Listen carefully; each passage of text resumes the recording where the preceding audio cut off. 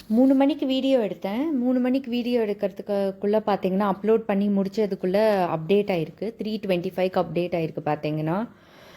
375 கம்மியாயிருக்கு.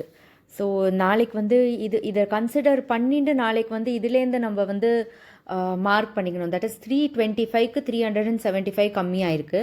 ஸோ இந்த லெவல் பார்த்தீங்கன்னா அங்கே எப்படி பார்க்கணுன்னு நான் சொல்கிறேன்.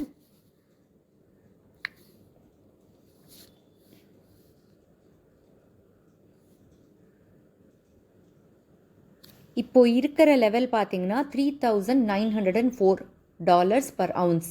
இந்த லெவல்லேருந்து கீழே போகுதா மேலே போகுதாங்கிறது பார்க்கணும். டோட்டல் வந்து காலையிலேருந்து பார்க்கக்கூடாது. ஏன்னா அங்கே யூஎஸில் வந்து அந்த டைமிங் வேறு இருக்கும், நம்ம டைமிங் வேறு இருக்கும். நம்மளுக்கு 3:30 மணிக்கு அப்டேட் பண்ணியிருக்காங்க. $375 கம்மி பண்ணிட்டாங்க. எப்போ கம்மி பண்ணினாங்க? 3000 அரவுண்ட். இதோட ஒரு கொஞ்சம் ஏறி இருக்குன்னு வச்சுக்கோங்களேன். ஒரு 5-10 நிமிஷத்தில் கொஞ்சம் ஏறி இருக்கும். ஸோ 3890 வச்சுக்கோங்க. அந்த மாதிரி தான் யூஎஸ் டாலர் இருக்குது. இங்கேருந்து எவ்வளோங்கிறது தான் பார்க்கணும். இதில் வந்து -2.5 நாளைக்கு திரும்பி -2.55% இறங்காது. ஆல்ரெடி இறங்கியாச்சு. ஸோ இங்கேருந்து பார்க்கணும். இதுதான் நான் நிறைய வாட்டி சொன்னேன். ஈவினிங் வந்து அப்டேட் பண்ணாச்சு, அது எந்த லெவலில் இருக்குதுன்னு நம்ம பார்க்கலன்னா நம்ம மிஸ் பண்ணிடுறோம். ஸோ இப்போது இன்னைக்கு ஈவினிங்கில் பார்த்தீங்கன்னா அரவுண்ட் 3900ன்னு வச்சுக்கோங்க, ஆர் 3890 ஆர் 95 அப்படி கூட வச்சுக்கோங்க. அந்த லெவலில் தான் வந்து $375 குறைஞ்சிருக்கு. இப்போ இந்த 3900லேருந்து ஏறி இறங்கினா அதை பேஸ் பண்ணி தான் வந்து உங்களுக்கு நாளைக்கு அப்டேட் ஆகும். ஸோ அப்போது வந்து இந்த பர்சன்டேஜை பார்க்காதீங்க.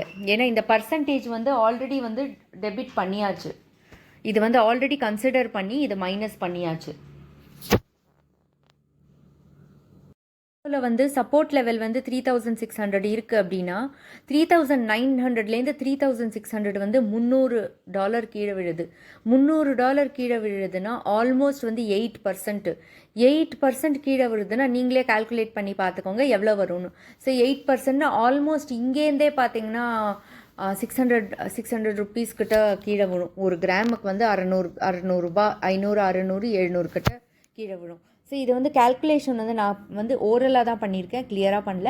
இது வந்து 3900லேருந்து 3600 வருதுன்னா 300ங்கிறது அரவுண்ட் 9% ஆர் 8% அந்த மாதிரி வரும்.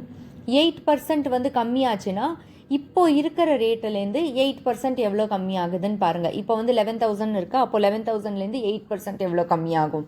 ஸோ 8% கிட்டத்தட்ட 800 அந்த மாதிரி கிட்ட கம்மியாகும். மேக்ஸிமம் 800, அதுக்கு கீழே போகாது.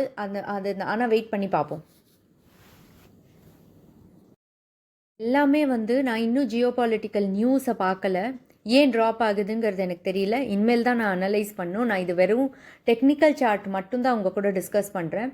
ஜியோபாலிட்டிக்கல் இதில் வந்து என்னென்ன மாறி இருக்குது, என்னென்ன ஸ்டெபிலைஸ் ஆகிருக்குன்னு தெரிஞ்சதுக்கப்புறம் தான் வி கேன் டிசைட் இது வந்து இன்னும் கீழே இறங்குமா இறங்கும். பட் டெக்னிக்கல் சார்ட்டை பார்த்து ஃபெட்டோட ரேட் வந்து இம்பேக்ட் ஆகாதுன்னு தோணுது. அது இன்னும் கீழே விழும். ஃபெட்டோட ரேட்டுனால ரொம்ப அப்படியே ஏறி திரும்பி பழைய சிச்சுவேஷன் வரா மாதிரி எனக்கு தெரியல.